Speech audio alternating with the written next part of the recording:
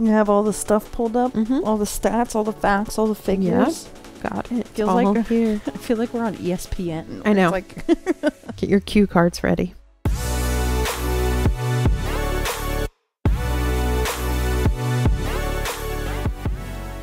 Hello, everyone, and welcome back to the Ride Home Podcast. My name is Abby. Hey guys, it's Caitlin. We are here for round 2 of Barbenheimer, and this time it is the Oppenheimer portion of Barbenheimer. It is.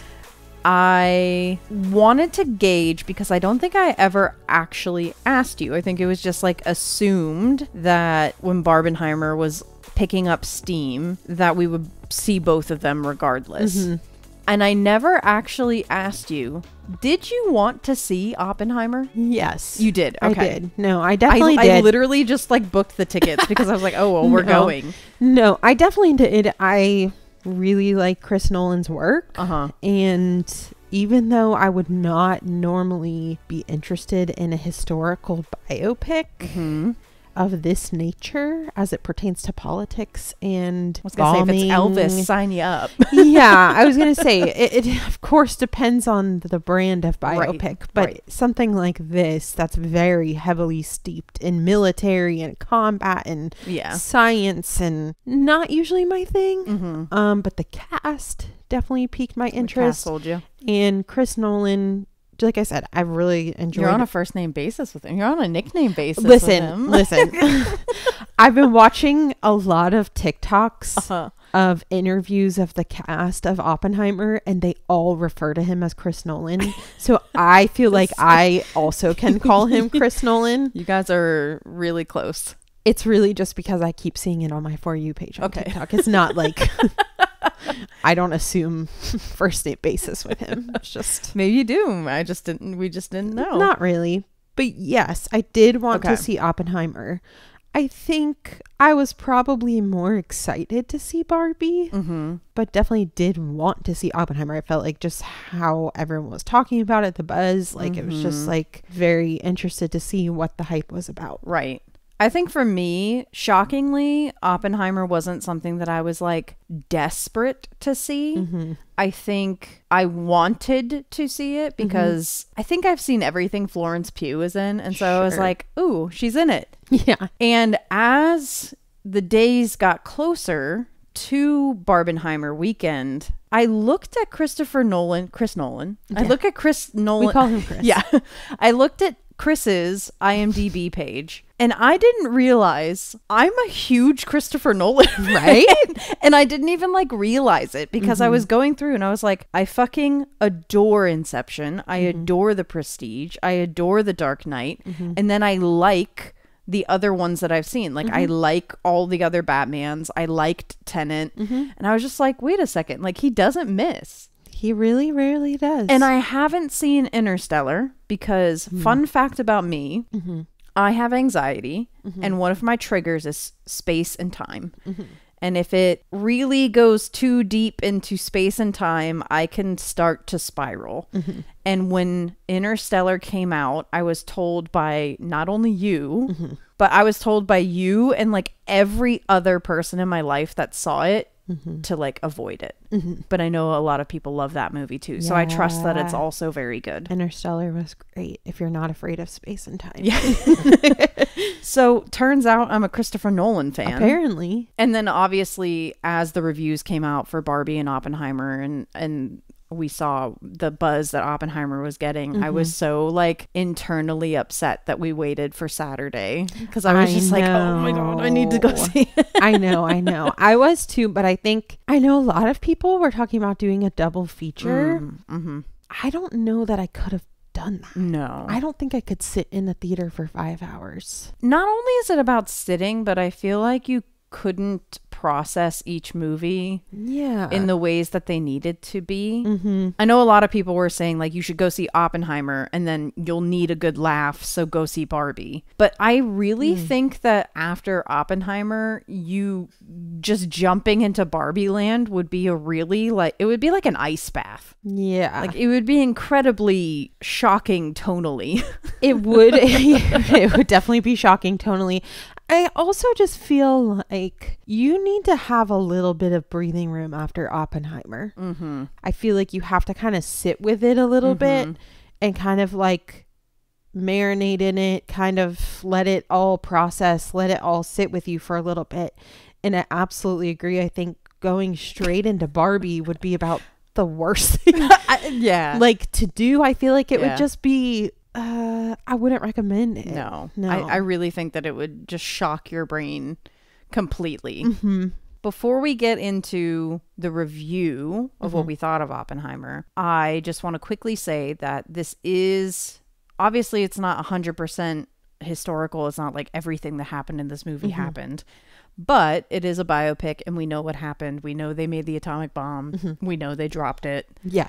So there's no spoilers here. Right. So this will be a completely free and open episode with potentially minor spoilers, however you look at it. Sure. So just a warning there. Would you mind giving us a synopsis of Oppenheimer? I would not mind at all. During World War II, Lieutenant General Leslie Groves Jr. appoints physicist J. Robert Oppenheimer to work on the top-secret Manhattan Project. Oppenheimer and a team of scientists spend years developing and designing the atomic bomb. Their work comes to fruition on July 16, 1945, as they witness the world's first nuclear explosion, forever changing the course of history. It stars Cillian Murphy, Florence Pugh, Robert Downey Jr., Emily Blunt, Matt Damon, and the rest of Hollywood. Every single person. Minus the people who were in the Barbie movie because they were working on the Barbie movie. But basically everyone else in Hollywood. Only men, but all of the men. All of the men in Hollywood, including Bernard the elf from Santa Claus. Yes. We can't leave him out. Not only is Bernard the elf from the Santa Claus in this, but also like 4 previous Nickelodeon stars are in it. Yes. Like I think his name is Nick Wolf, I want to say. And he was in Hereditary. He was in it. Oh yeah. And Josh Peck was the one that detonated the first atomic bomb. Josh Peck from Drake and Josh was the one who detonated the atomic bomb. Absolutely insane. So it was a massive cast, and it just felt like you were just being like, oh my God, he's famous. Oh my God, he's famous. Oh my God, he's famous. But I did remember there is another woman, and I don't want to just like forget about her. Olivia Thirlby. Is that how you say her name? She was in it too. Yeah. And we were very happy to see her because when she came on screen, we were like, oh my God, we haven't seen her in a while. So huge cast. Huge everything. Yeah. It was shot on 70 millimeter IMAX film, which we saw it in RPX, so not even close to the IMAX situation. So big cast, big film, big everything, big expectations. Big expectations. Did they live up to them? I feel like I had big expectations, but I didn't really know what my expectations were, if that makes sense. No, yeah. Like I was expecting it to be good, and that was about it. Like I was expecting it to be better than Barbie because I know we were not comparing it, but I feel like that's kind of the general mood has just been like, oh, it's a better film than Barbie. Right. So like I was expecting it to be like cinematically a better experience, I guess. And the Rotten Tomatoes score, which obviously that's not a complete science, but it was definitely higher. It was definitely higher. So I feel like I honestly had less specific expectations for Oppenheimer. Absolutely. Because I really didn't know what I was getting into. Yeah. You know what I mean? But I was expecting it to be good. I'm going to say something before you get into it. I think both of us had higher expectations for Barbie. Yeah. Which may have been a problem and may have been why we found so many issues with it. But I feel like both of us were like, our expectations were like, oh my God, Barbie. Oh my God, Barbie. Oh my God, Barbie. And Oppenheimer was just like, it's probably going to be good. Yeah. I feel like it has to be good. Right. But then like, as it was released, everybody was freaking out so much that we were going into it like, does this live up to everybody else's? That's the thing. I was like, what's going to happen? Like, why is it so good? Like, why are people flipping out? Right. Well, I'm here to tell you, I understand why people are flipping out. Literally, as soon as we got in the car, mind you, Abby and I try really hard not to say anything to each other about a movie until we record. which we can't record during the summer in the car because Right. we can't run the AC. Right. So we have to go the whole ride home Yeah. in silence. Yes, which is very difficult. Yeah. Particularly difficult with this one. So as soon as we got in the car, I was like, I just have to say this one thing, and I'll say it again on the podcast. That was a masterpiece. Yep. And for me to be saying that, I feel like is even higher praise than people understand. Yeah. No. Because I have ADHD, and I sat and watched something for 3 hours long and did nothing else. Correct. Which is difficult in and of itself, regardless of the subject matter. B, I'm saying this about a film that is presenting content that is relatively uninteresting to you. Completely uninteresting to me.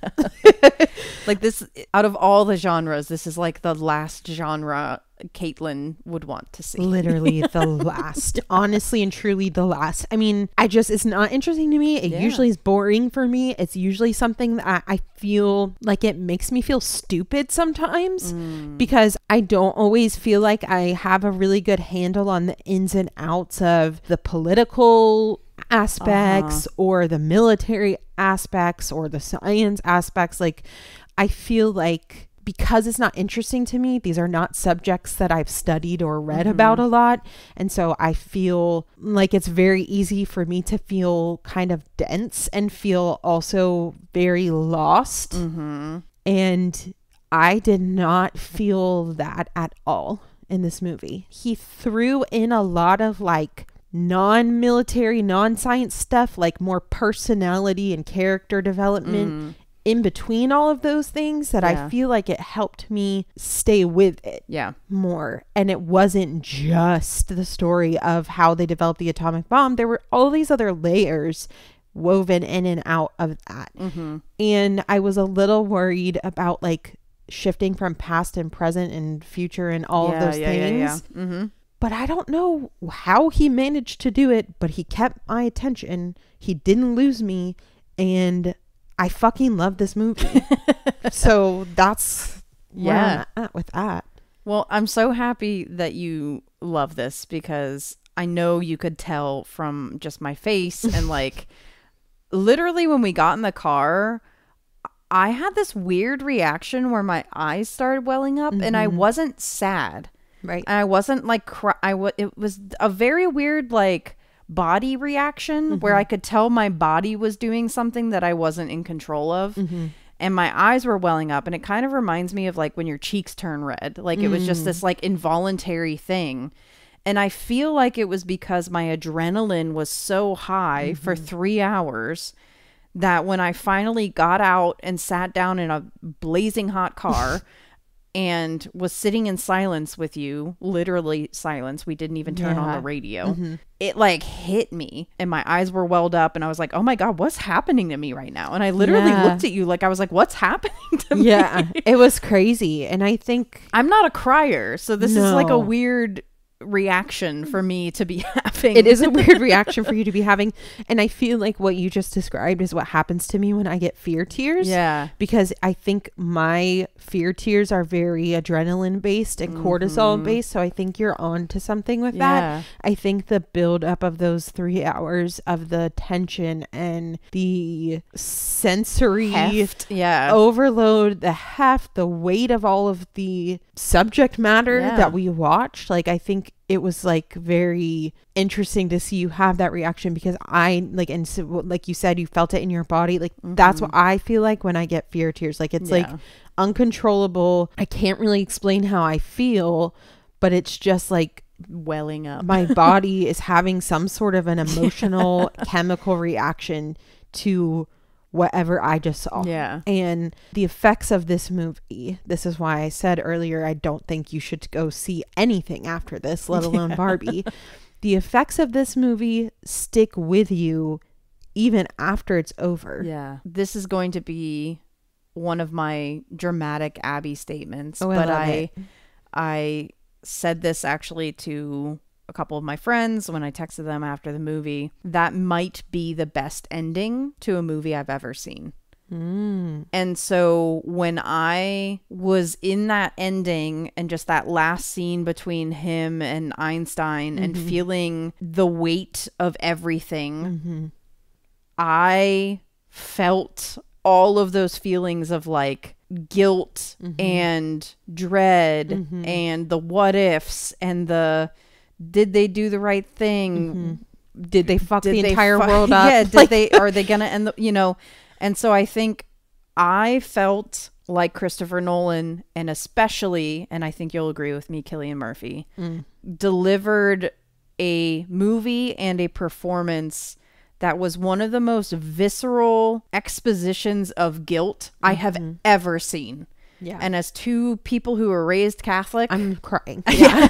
And as two people who were raised Catholic, we were very familiar with guilt. Yeah. But like not even close to this extent. No. And so just the knowledge that a man who, despite his faults, despite maybe an ego, a womanizer, whatever the things that he was, everybody has their faults. Sure. At the end of the day, he was just a scientist.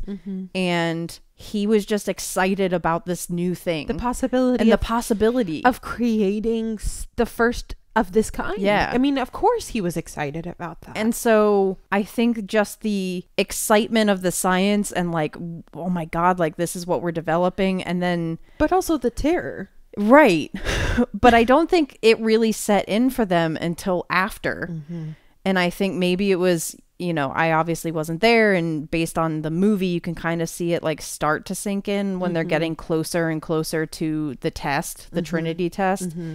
But I do know from just a basic understanding of Oppenheimer as a person, he did feel incredibly guilty about Hiroshima and Nagasaki.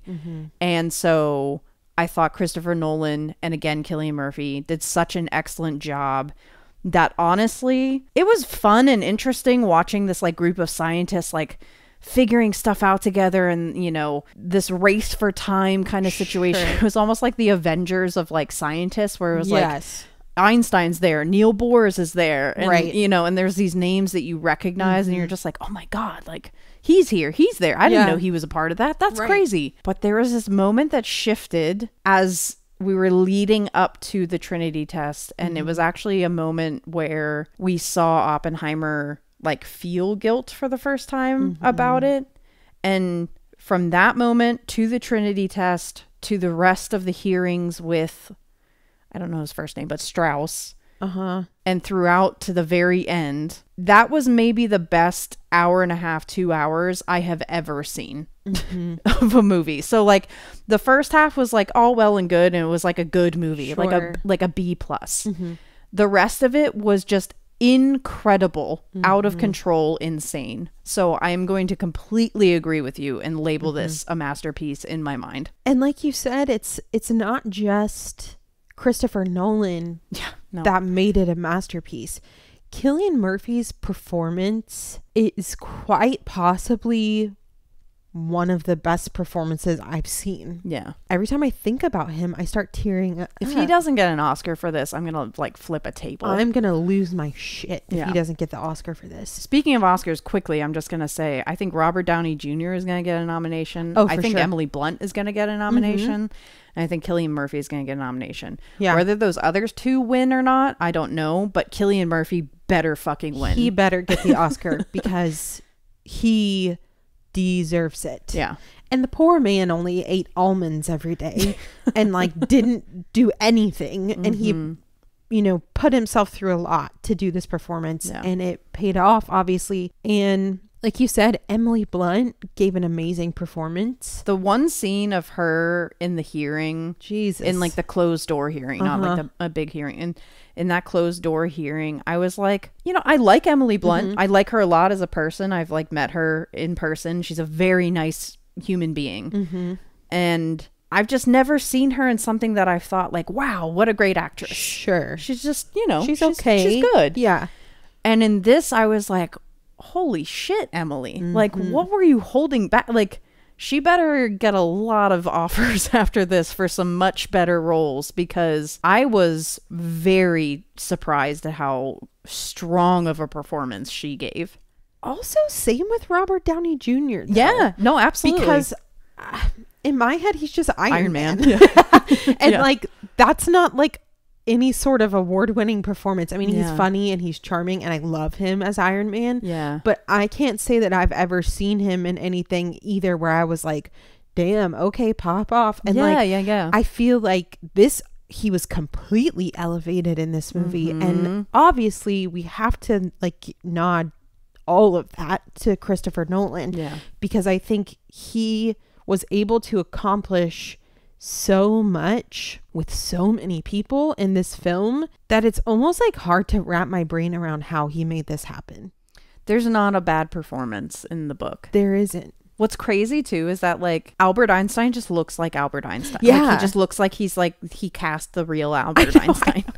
He brought him back to life Yeah. for this movie. I do know a little tidbit that I shared with you actually, I think before we saw the movie, which was Christopher Nolan filmed this in a completely quote unquote analog setting, which means it was just the lighting team would come in, they would light the set, they would run all their tests, they would balance everything, whatever, and then they would start shooting. And when they would start shooting, it was just Christopher Nolan, the camera operator, and the audio ops. And they did not have a video village, which is a feed that goes to multiple cameras so that everybody can sit there and watch. And I'm sure there were like producers on set, but Sure. it was a much more closed set, and there weren't hundreds of people watching you from the wings. And I think they filmed in a lot of natural settings, so like actual rooms instead of like a stage built to look like a room.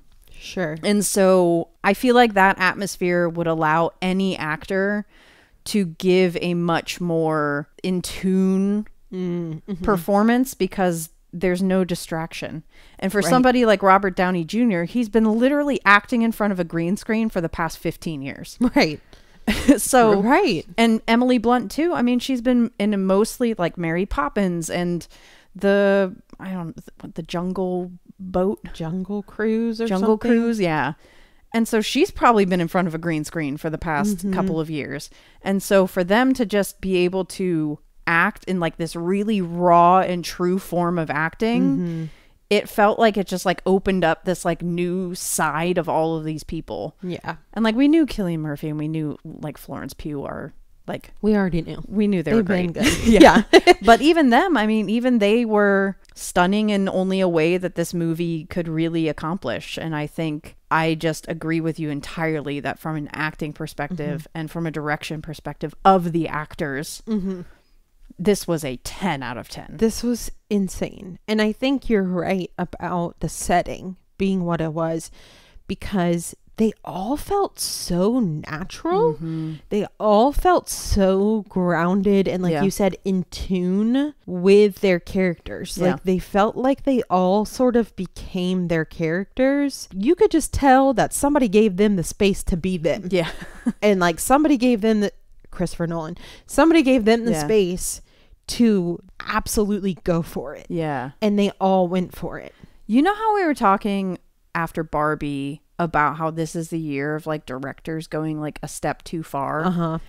I feel like this is Christopher Nolan being like max level Christopher Nolan, but without going too far. I was going to say, he found the sweet spot. He found the sweet spot. He elevated himself as well, because Yeah. I will say, I think this film is better than any of his other films. Oh, by far. Yeah. But he elevated himself without taking it too far, and he pushed the limits with it being a 3-hour movie about something so heavy and so like meta. You know what I mean? Like the whole thing. He absolutely pushed it, but he somehow fucking managed to make it work. He somehow managed to finally work out the kinks of telling time differences also, because obviously in Memento and in Inception and in Tenet, there's a common theme there that he likes to play with time. Sure. And Interstellar, I haven't seen it, but you know, he loves to play with time. And I felt like he like finally understood like, okay, this is what like caught people up in the other ones. And Tenet, I know a lot of people don't like Tenet and they thought it was a little bit of like a trip up. And maybe he learned from that he was like, okay, like I really need to actually focus on not just what's going on in my brain, but how it's going to translate to a screen. Because I feel like he could get a little full of himself. And I think Tenet might have been him being a little full of himself. I still enjoyed it, but I did too. I think that was kind of his like stumble. And with this, I feel like he figured out not only the kinks of playing with time, but he also figured out how to actually direct actors in a real meaningful way. Even though I've loved Christopher Nolan's films, there isn't a character that I would like point out as like he was so good or she was so good. It was just kind of these mega casts that were all just kind of telling a really fun, exciting story. And so it was good just because of that. I will say though, Cillian Murphy was fucking terrifying as Scarecrow. Yeah, he was. Yeah, that is something that like lasts with me my entire life. Yeah, and Heath Ledger, obviously. Yeah, of course. Yeah. So he knows how to direct a villain, that's for Definitely. sure. But I think he figured out character development and characters, and I also feel like he figured out dialogue a little bit better. I think so too. Thinking back on Christopher Nolan films, I feel like he was a little cheesy at times, a little clunky. And like a little bit of a try hard. Yeah. And this really felt like a much more thought out script. There were like a couple of lines here and there that I was like, that could have been reworked, or they could have played around with that a little bit more. I'm gonna say that I still don't think he knows how to write women super well. He never has. He tried a little bit better in this one. I think Emily Blunt's character is really good for Christopher Nolan standards. Yeah. Florence Pugh, unfortunately, even though she gave like a wonderful performance, falls into that Christopher Nolan kind of trend where the woman is kind of like a tool for the man to discover something about himself. And I think Florence Pugh's character was just like showing us that Oppenheimer wasn't just this emotionless scientist, and that he actually was capable of feeling guilt. Because I feel like if we had gone into the second half of the movie without showing that kink in his armor and having that soft spot for someone and feeling guilt over what happened with her, then the guilt about the bomb and everything else would have felt out of place. Yeah. So unfortunately, even though it works and it's like a good moment that really turns the tide for Oppenheimer, but Florence Pugh's character, unfortunately, is just a tool to get Oppenheimer there. Happen. Yeah. And so even if this is what we consider a masterpiece, I am going to say that Christopher Nolan could still have a couple of women on his team going through his scripts and helping him out, because he clearly does not know how to write women very well. Not very well. Did you have any other critiques or hang-ups or anything? The only thing that I had a hang-up about, I no longer have a hang-up about because I Googled it and now I know what the reason was. So initially when the film was rolling, I thought that the play between black and white and color was going to be like black and white was the past and color was the present. Which is standard. Yeah. Yeah. Would make that's sense. An easy, yeah. Well, it's Christopher Nolan, so nothing makes sense right away. Right. So that's not what he did. And I learned that he was not playing with the color changes to portray time. It was to convey perspectives.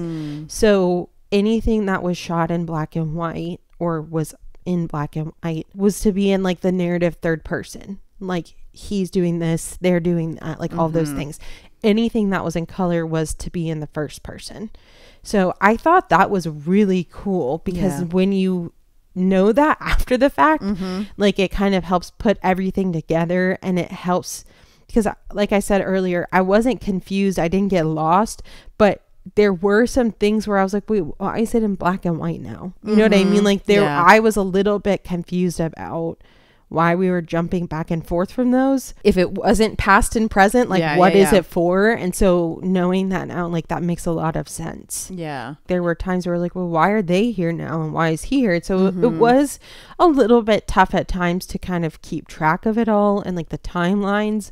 But ultimately, it comes together so well that it really doesn't fucking matter. And like, it's just one of those things that you just have to not get hung up on it. And it's crazy for me to be saying that because I feel like in a normal scenario, that would be something that I would have gotten really hung up on. And this movie was so special that it was like, I'm going to show up for Christopher Nolan today and I'm going to do my homework. I'm going to show up for Chris. And I'm going to do my homework and I'm going to know. Another reason why I think I did put in so much work is because NPR scared the shit out of me.